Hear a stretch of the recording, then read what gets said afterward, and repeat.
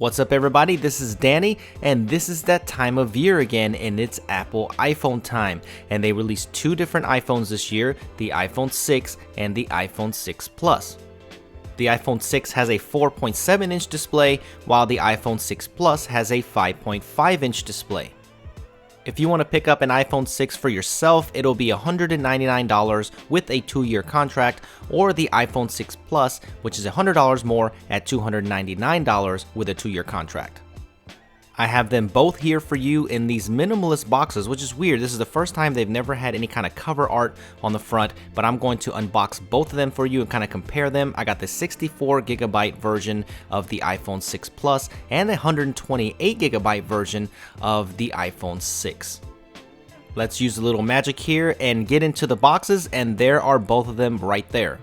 Both of these models are available in 3 different colors, but I opted for the space gray model on both. There's the 4.7-inch model right there, and here is the 5.5-inch version, the iPhone 6 Plus, which is pretty large, and I'll compare this to some of the other devices out there on the market later on in this video.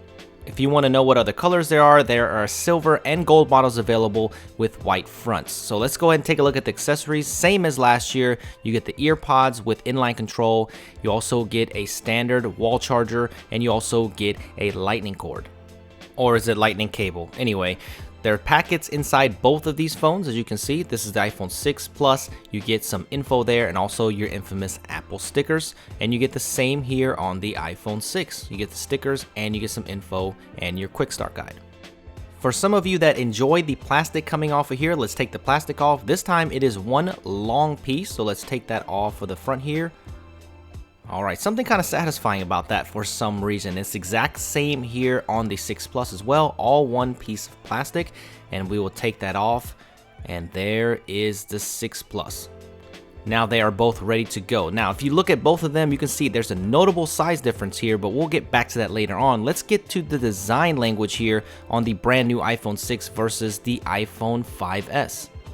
Besides the notable screen size changes, Apple has done away with the chamfered edge and have gone with the rounded design.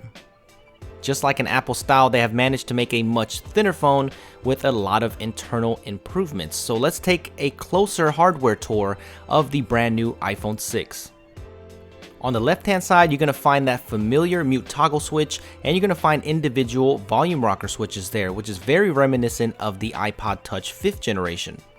On the bottom, you're going to find your 3.5mm headphone jack, your primary microphone, your lightning port, and also the speaker.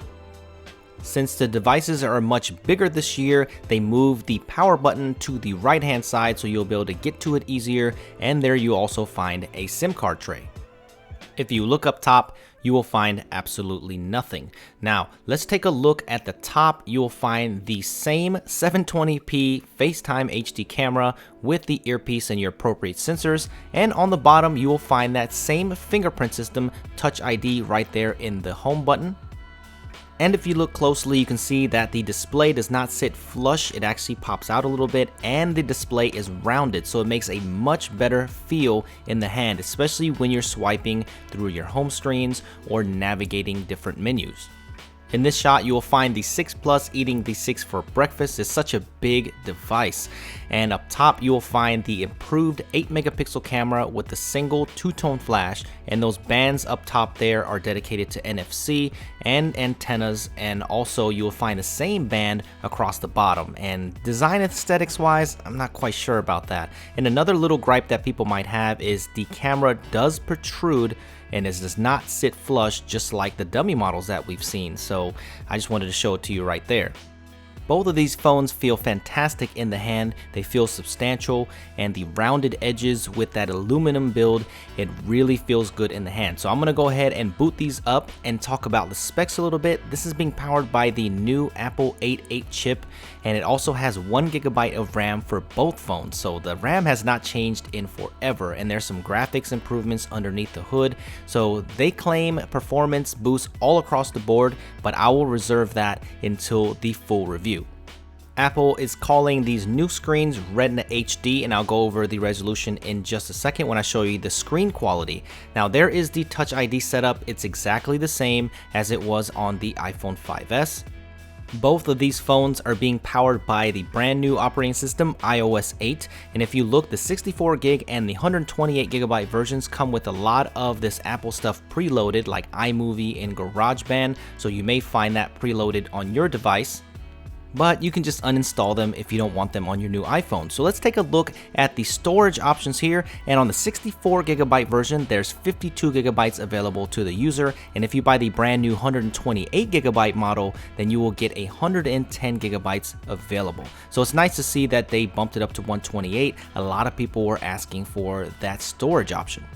iOS 8 is not a huge overhaul, but there are a lot of new features, so if you want to see a cool video on that, I will link my good friend Dom Esposito's channel and his video down below so you can check out the top 20 iOS 8 features.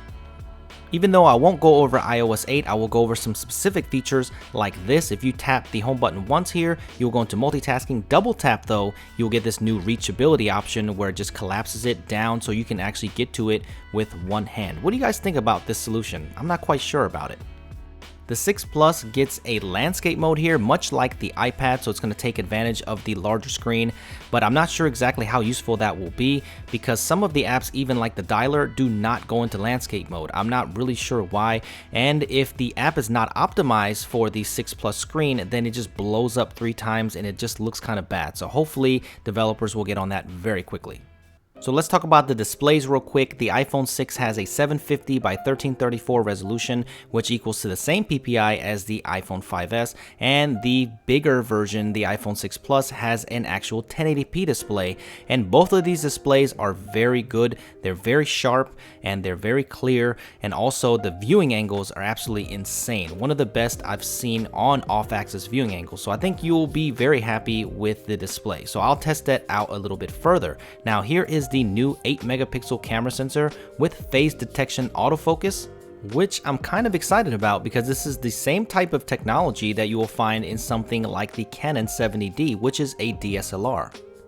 The camera app actually does not look too different. You'll find the same thing: panorama, square, photo, video, and you also find a new 240 frames per second slow-mo. So I'll show you that in another video, and also time-lapse. So what I'm gonna do is take this thing outside and shoot with it and give you some cinematic samples and also examples of these new features. When it comes to camera, a huge selling point of this 6 Plus may be the optical image stabilization that's built in here. You can see it works pretty good. I need to test this out further, but it's going to help you get much better shots with video and stills. The iPhone 6 though does not include optical image stabilization. I wish they would have just added it for both models. They really could have. Shame on you, Apple, for that. But both of these devices here, you can see the 6 Plus is just huge. So to give you a better size comparison, let's just have a little fun here, and I'm going to show you what they stack up like versus the Android counterparts out there.